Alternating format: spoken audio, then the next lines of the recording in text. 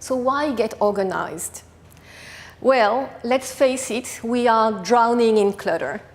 A lot of people tend to put the blame on the size of their home, and that it's true. To some extent, the average home size in Singapore has shrunk by about 25 to 30% over the last 7 years. But the reality is that we own too much. We buy excessively. We probably buy about 2 times more material goods than we did 50 years ago. Clothes alone will be 5 times more than 50 years ago. But not only we buy excessively, we also accumulate unnecessarily. So when we have too much stuff in our homes, instead of letting go, more and more people use self-storage boxes to put their excess. This industry, the self-storage industry in Singapore, has grown from 1 facility in 2003 to 84 at the beginning of 2017. Yes, quite a lot. So now, whether we realize it or not, clutter takes a toll on our life. Not only it makes us waste time and money, but it also affects our well-being. From a time point of view, a study has shown that the average American spends about 55 minutes per day looking for things they know they own but can't find. I've done the math for you. 55 minutes per day, it's about 2 hours, 2 weeks per year. So I don't know about you, but 2 weeks per year, there's quite a lot of things I can do with that time, right? From a financial point of view, 23% of adults say they pay their bill late because they can't find them, and as a result, they incur late payment fees. It's quite common also when I work with my client to help them organize a desk that we come across checks that haven't been banked in on time, vouchers that haven't been redeemed on time, and sometimes it amounts to a few $100s.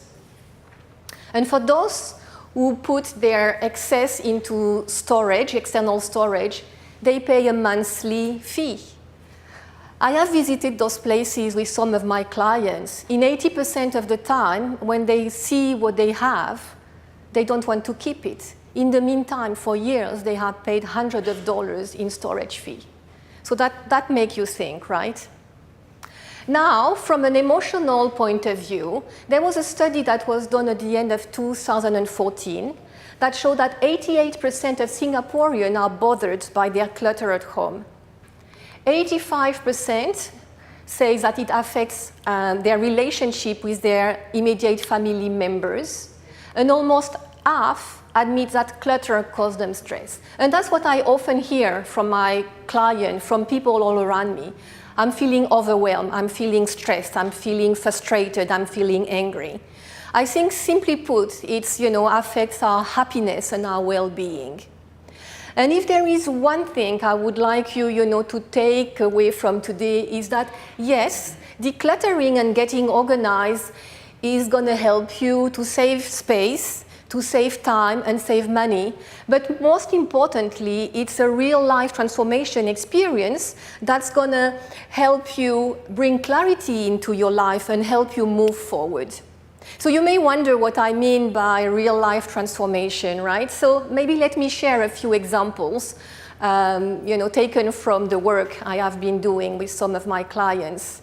There was this lady, she had a 1-year-old child, and she hadn't been able to lose the pregnancy weight. And every morning, she would stand in front of a wardrobe, and the wardrobe was made of 90% of clothes that didn't fit her, and the 10% of clothes were actually maternity clothes.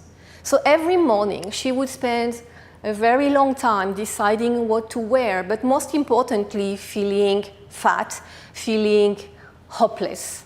So by decluttering a wardrobe and building a wardrobe made of clothes that she could wear, I saw this woman gaining in confidence, making peace with her body, and coincidentally or not, who started losing the weight shortly afterwards. There was this other lady, another mother. She had 3 young children, and she just wanted to have a couple of hours in a week to dedicate to a passion. She was a writer. So we did streamline the house, we let go of a lot of things, we set up systems and processes so that even the children could get involved into tidying their toys or changing the bed sheets every week. We looked at establishing some routine into a schedule. And eventually, instead of the 2 hours she was looking for, she managed to go back to a part-time job. And the last example I'd like to mention was another lady. I have a lot of lady clients. She had been through a very painful divorce, as I suspect most of the divorce must be. And she had to downsize very significantly, and she was staying in a 3-bedroom apartment surrounded by stuff that she had brought from a previous house.